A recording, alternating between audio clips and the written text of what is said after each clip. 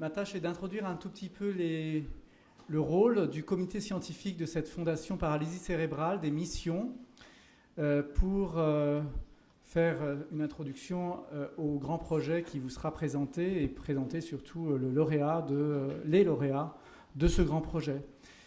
Alors, j'ai le grand honneur depuis 3 ans maintenant de coordonner ce comité scientifique, ce conseil scientifique de la fondation qui est constitué d'une douzaine de personnes, tous expertes dans un certain domaine, des domaines différents qui sont importants pour la prise en charge, la prévention, l'accompagnement des patients présentant une paralysie cérébrale et de leur famille. Je suis moi-même néonatologiste, donc je suis un petit peu, si on peut dire cela ainsi, à l'origine de ces paralysies cérébrales. En tout cas, je réanime les enfants qui, malheureusement, ultérieurement, vont développer ces paralysies cérébrales. Et c'est pour cela, d'ailleurs, que le rôle que j'occupe au sein de ce conseil scientifique m'est autant à cœur.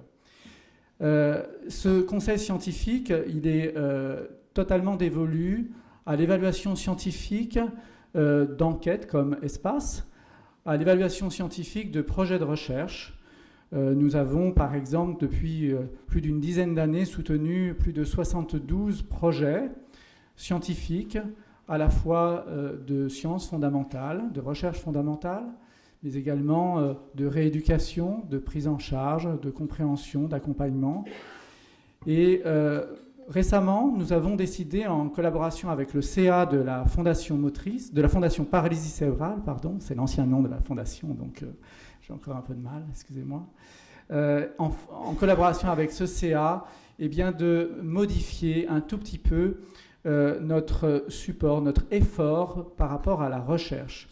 Avant, nous financions environ 6 à 8 projets par an et nous avons décidé de finalement regrouper nos forces afin de soutenir un projet plus ambitieux, un projet plus structuré, un projet plus européen et un projet dont l'impact sur la vie de tous les jours, sur la prise en charge des enfants serait bien supérieur à certains petits projets qui apportent chacun évidemment leur pierre à l'édifice, mais qui n'ont pas forcément la visibilité ni l'impact nécessaire par rapport aux problématiques qu'on a discutées avec vous, parents d'enfants présentant une paralysie cérébrale.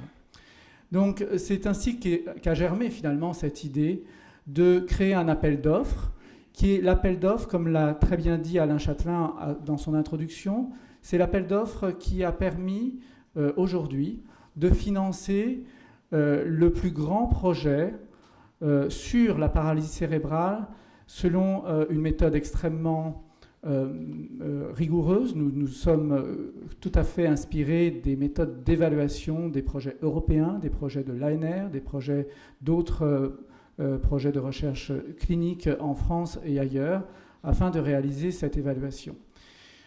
Nous avons reçu 12 pré-propositions qui ont été sélectionnées en 8 propositions complètes.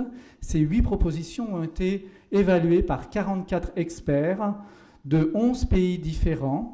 5 à 6 évaluations ont été réalisées par projet, ce qui est tout à fait remarquable dans une évaluation scientifique. L'Agence nationale de la recherche, par exemple, généralement en fait 2 à 3 par projet. Nous avons voulu réellement que cette expertise soit exemplaire, particulièrement poussée, et ce premier round d'évaluation s'est complété d'une sorte de finale. Les 3 meilleurs projets ont été auditionnés avec les porteurs de projets afin que le conseil scientifique et des personnes concernées, des personnes atteintes de paralysie cérébrale, puissent poser des questions à ces porteurs de projets.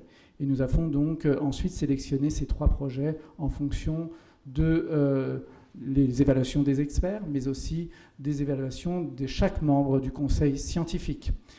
Ce qui est remarquable, c'est que le projet qui a été sélectionné l'a été à l'unanimité de tous les membres du conseil scientifique, mais également des 2 personnes concernées par la maladie, ce qui était quelque chose qui n'était pas du tout prévu. Il faut aussi remarquer que nous nous avons continué au décours de cette évaluation de dialoguer avec les porteurs de projets et les leaders de chacun des packages de ce projet, parce que finalement les projets ne sont jamais parfaits en soi et nous voulons absolument, pour le bien des patients, pour la bonne conduite de ce projet, optimiser au maximum ce projet afin réellement qu'il porte ses fruits, que nous financions à hauteur de 1,5 million d'euros un projet qui aille à son terme et qui ait un réel impact auprès des enfants concernés et porteurs de paralysie cérébrale.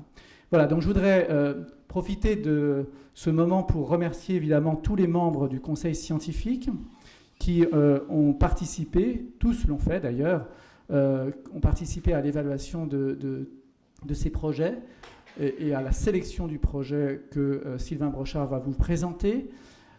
C'est vraiment un plaisir pour moi de coordonner un tel conseil scientifique car les échanges sont extrêmement riches. Ils sont interdisciplinaires puisque toutes les expertises dans le domaine sont représentées et je suis vraiment très fier de faire partie de cette fondation à ce titre. Je remercie Alain Châtelain de la confiance qu'il m'apporte dans cette tâche. Voilà, donc je vais laisser la parole maintenant à Sylvain Brochard, qui est donc, et à ses collègues évidemment, Stéphane Sizonenko, Yannick Blayeneuf, qui sont parmi les leaders de ce projet qui a été sélectionné. Bravo d'abord.